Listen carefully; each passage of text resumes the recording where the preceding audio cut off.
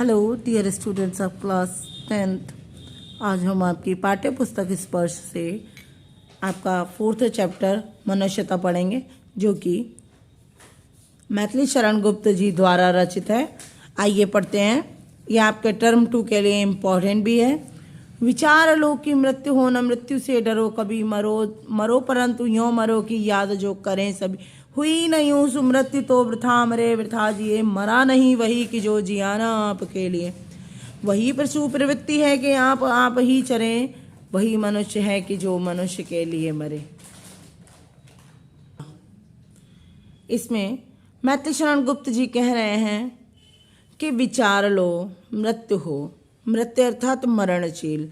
यदि व्यक्ति ये विचार कर ले कि वो मरणशील है और उसे मरना ही है, एक ना एक दिन तो मर जाना ही है, तो उसे मृत्यु से कभी भी भय नहीं लगेगा, मृत्यु से कभी भी उसको डर नहीं लगेगा। मरो परंतु यों कि मरो कि याद जो करें सभी। कह रहे हैं कि मरना तो सभी को है, एक ना एक दिन, आज नहीं तो कल सबको मर जाना है। जो यहाँ आया है वो तो जाना जाएगा। तो इस प्रकार से मरो, मृत्यु हो तो इस प्रकार हो कि मरने के बाद समस्त संसार, आपका समाज आपको याद करे। हुई न यूं सुमृत्यु तो, और ऐसी मृत्यु को उन्होंने सुमृत्यु लिखा है। तो कह रहे हैं इस प्रकार की यदि सुमृत्यु ना हो पाई तो वृथा अर्थात व्यर्थ ही का ही मरना है, और जो जीवन जिया था वो भी व्यर्थ ही है। यदि सुमृत्यु, अच्छी मृत्यु प्राप्त ना कर सके तो फिर व्यर्थ का ही जीना रहा और व्यर्थ का ही मर जाना हो गया। मरा नहीं वही कि जो जिया ना आपके लिए, आपके लिए अर्थात तो स्वयं के लिए। जो व्यक्ति स्वयं के लिए नहीं जिया है अर्थात तो परमार्थ के लिए जिया है, वो व्यक्ति कभी नहीं मरता है। वो मरा ही नहीं है, वो व्यक्ति मरकर भी कभी नहीं मरता है। वही पशु प्रवृत्ति है कि आप ही चरें। गुप्त जी कह रहे हैं कि ये तो पशु प्रवृत्ति है कि अपने लिए ही जीना, आप ही चलें, कि स्वयं के लिए ही जीना, स्वयं के बारे में ही सोचना, स्वयं का ही भला करना। ये तो सिर्फ पशुओं की प्रवृत्ति है, ये मनुष्यों की प्रवृत्ति नहीं है। वही मनुष्य है कि जो मनुष्य के लिए मरे। मनुष्य की प्रवृत्ति तो वो है कि मनुष्य अपने समाज कल्याण के लिए अपने जीवन को निछावर कर देता है, दूसरों का भला सोचता है, दूसरों के भले के कृत्य करता है, वही मनुष्य है। उसी उदार की कथा सरस्वती बखानती, उसी उदार से धरा कृतार्थ भाव मानती, उसी उदार की सदा सजीव कीर्ति कूजती, तथा उसी उदार को समस्त सृष्टि पूजती। अखंड आत्म भाव जो असीम विश्व में भरे, वही मनुष्य है कि जो मनुष्य के लिए मरे।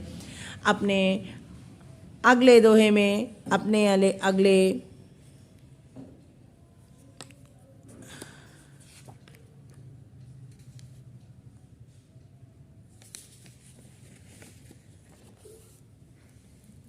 आगे गुप्त जी कह रहे हैं कि उसी उदार भाव की जो कथा है वो सरस्वती बखानती हैं। सरस्वती कहा है उन्होंने?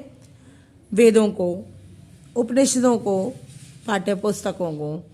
कह रहे हैं कि उसी उदार की कथा प्रत्येक पुस्तक में लिखी रहती है, और उसी उदार से जो धरती है वो कृतार्थ भाव मानती है।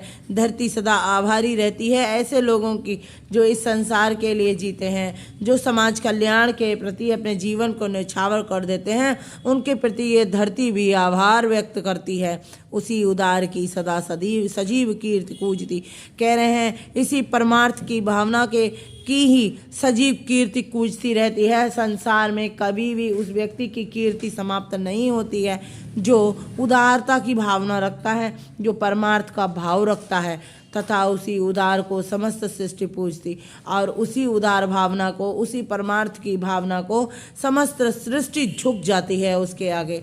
उसी परमार्थ भाव, जो व्यक्ति परमार्थ भाव से काम करता है उस व्यक्ति के सामने समस्त सृष्टि झुक जाती है, नतमस्तक हो जाती है, समस्त सृष्टि उसका साथ देने लगती है। अखंड आत्मभाव जो असीम विश्व में भरे, अखंड अर्थात कभी ना टूटने वाला जो अपनेपन का भाव है, जो संपूर्ण विश्व में, असीम अर्थात संपूर्ण विश्व में जो भरता है, वही मनुष्य है कि जो मनुष्य के लिए मरे।